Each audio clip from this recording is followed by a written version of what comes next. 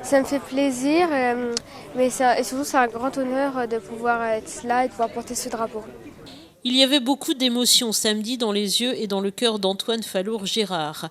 Ce jeune Luçonnais de tout juste 13 ans est devenu officiellement porte-drapeau pour l'UNC, l'Union nationale des combattants, et il portera désormais le drapeau Devoir de mémoire. Une cérémonie a bien sûr officialisé la remise de ce drapeau à la section luçonnaise, et 80 porte-drapeaux venus de toute la Vendée étaient présents pour l'occasion et ont entouré Antoine dans ses premiers pas. Comme le veut la tradition, le drapeau a d'abord été béni par un aumônier militaire, le père Bellet, ancien curé de la cathédrale de Luçon, puis il a été remis à Antoine. Pourquoi lui ? Tout simplement parce que ce jeune homme féru d'histoire est depuis longtemps présent aux cérémonies patriotiques et il porte un intérêt particulier au souvenir de ces soldats tombés pour la France. Nous vous remettons le drapeau Devoir de mémoire, symbole de la nation. Vous devrez le servir et le protéger dans le bien, la dignité et l'honneur. Je viens aux cérémonies depuis le CP, donc depuis 6 ans. Puis depuis, je suis toujours revenue aux cérémonies à chaque fois. Et du coup, l'année dernière, au début d'année, M. Bonin, qui est président de l'UNC de Luçon, m'a proposé de venir porte-drapeau. Donc depuis, on a mis ça en place et tout. Et donc je suis devenue porte-drapeau pour l'UNC.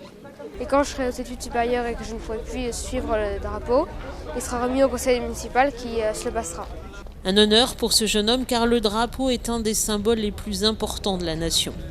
Oui, le drapeau, bon, bien évidemment, ça représente la nation. C'est surtout celui qui flotte à travers le monde entier.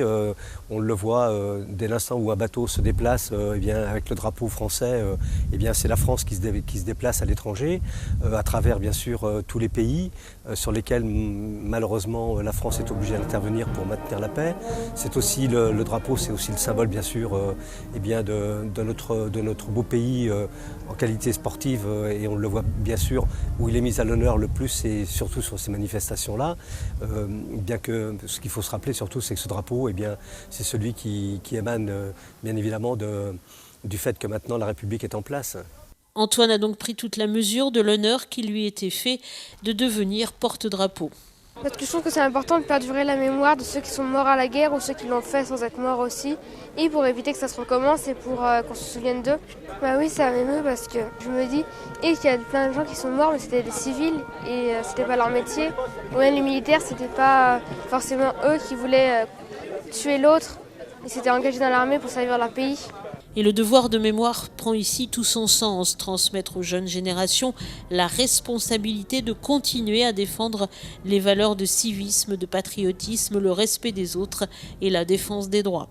Oui, avec Antoine, on est dans la transmission et c'est quelque chose d'important parce qu'aujourd'hui, les anciens de 14-18, bon, il y a quelques années qu'on n'en a plus, 39-45 sur Luçon à la section UNC, par exemple, il n'en reste plus que 5. Et puis les anciens d'Algérie, aujourd'hui bientôt 80 ans pour la plupart. Donc ça veut dire que eh bien, dans les années qui viennent, il nous restera les soldats de France, les gens qui viennent des opérations extérieures, donc les anciens d'actives, et puis cette jeunesse française qui est tout à fait encline, on le sent à travers certains en tout cas, à effectivement eh bien, porter haut ses couleurs et puis continuer à faire perdurer ce devoir de mémoire dont on a tant besoin. À noter enfin que cette cérémonie a vu également la remise de 3 médailles militaires à Pierre Gabriel, ancien d'Algérie, avec la 60e compagnie du génie aéroporté de Guyotville, à Robert Rivalan, ancien de la guerre d'Algérie avec le 12e régiment d'artillerie, et enfin à Philippe Gonzalez, ancien de la force intérimaire des Nations Unies au Liban et ancien des troupes de marine. Contre nous de la tyrannie, l'étendard sanglant élevé, l'étendard sanglant élevé. Entendez-vous dans nos campagnes mugir ces féroces soldats qui viennent jusque dans nos bras, égorger nos fils et nos compagnes.